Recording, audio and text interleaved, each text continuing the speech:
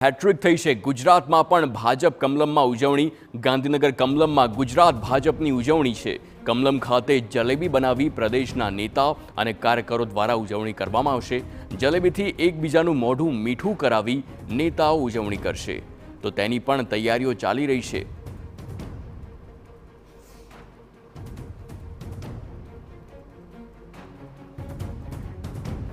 તો હાલ જે પ્રમાણે જલેબી બનાવવામાં આવી રહી છે કમલમ ખાતે અને ત્યારબાદ સાંજના સમયે આ જલેબી ખવડાવીને આ તમામ ભાજપના નેતાઓ ગુજરાત ભાજપના નેતાઓ એકબીજાનું મોઢું મીઠું કરાવશે અને હરિયાણામાં જે પ્રમાણે હેટ્રિક થઈ છે ભાજપની તેની ઉજવણી થશે હરિયાણામાં અનેક પ્રશ્નો ભાજપની સરકાર સામે અગાઉ પણ હતા પરંતુ ત્યારબાદ એક બાદ એક પગલાં લેવાયા જેમાં એક મુખ્ય પગલું કે જ્યાં મુખ્યમંત્રીના ચહેરાને બદલવામાં આવ્યો અનેક બીજા પ્રશ્નો ખેડૂતનું આંદોલન હતું ત્યારબાદ વિવિધ કુસ્તીબાજોનું પણ એક આખો વિરોધ હતો તેને લઈને અનેક અટકળો હતી કે આ વખતે સરકાર નહીં બની શકે ભાજપની પરંતુ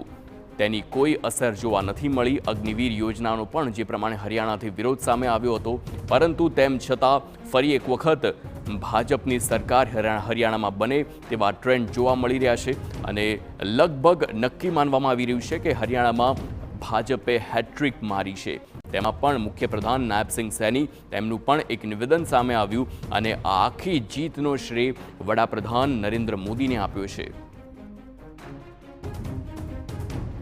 હરિયાણાના જે પરિણામ છે તેના કારણે ક્યાંક કોંગ્રેસના ખેમામાં હવે નારાજગી તો ભાજપના ખેમામાં ખુશીનો માહોલ છે પ્રદેશ ભાજપમાં અમે ઊભા છીએ ત્યારે સીધી વાત કરીએ પૂર્વ મંત્રી રમણભાઈ વોરા સાથે રમણભાઈ જે પ્રકારનો માહોલ છે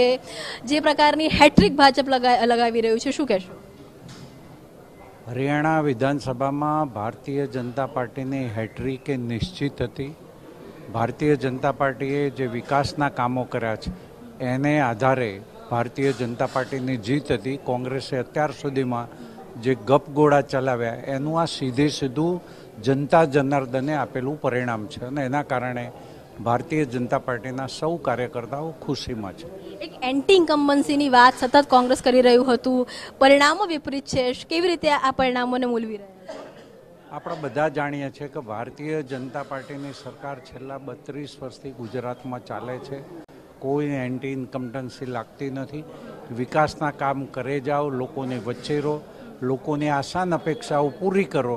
તો જનતા જનાર્દન ફરીથી તમને તક આપતી હોય છે એ જ પ્રમાણે હરિયાણામાં ત્રીજી વખત તક આપવા લોકો જઈ રહ્યા છે બિલકુલ તો હરિયાણામાં ત્રીજી વખત તક આપવા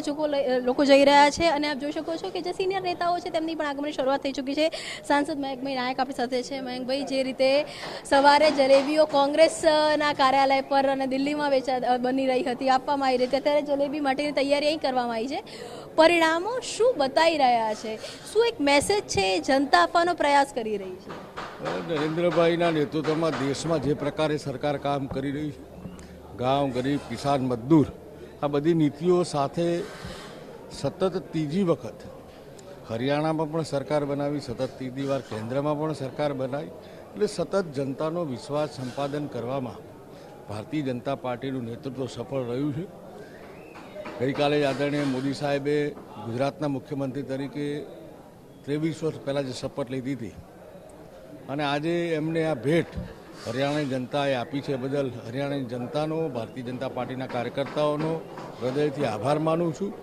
મયંકભાઈ જે વાત હરિયાણામાં હતી કે દલિત જાટ કોમ્બિનેશન છે આ કોમ્બિનેશન આ વખતે કોંગ્રેસ તરફી છે ખેડૂતોની નારાજગી છે તેની સાથે જે કુસ્તીબાજો છે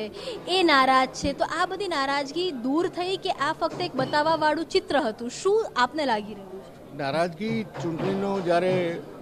આવે છે ત્યારે નારાજગી હોય છે એના માટેના સરકાર હોય વિપક્ષ હોય નારાજગી દૂર કરવાના પ્રયત્નો કરતી હોય છે ભારતીય જનતા પાર્ટીનું નેતૃત્વ અને ત્યાંના નાગરિકો વચ્ચેનો જે સમન્વય છે એ યોગ્ય હતો ને યોગ્ય રહ્યો અને એના કારણે ત્રીજી વાર સરકાર બની છે આપ જોઈ શકો છો અને નેતાઓની પણ આગમનની શરૂઆત છે અને તેની સાથે જ જલેબી કે જે આજે સવારથી હોટ ટોપિક બન્યો છે, જલેબી એ હવે ગુજરાત ભાજપમાં પણ જલેબી બનાવવાની તૈયારીઓ છે તે થઈ રહી છે. સવારની જ્યારે વાત કરવામાં આવે તો સવારનો જે માહોલ હતો ત્યારે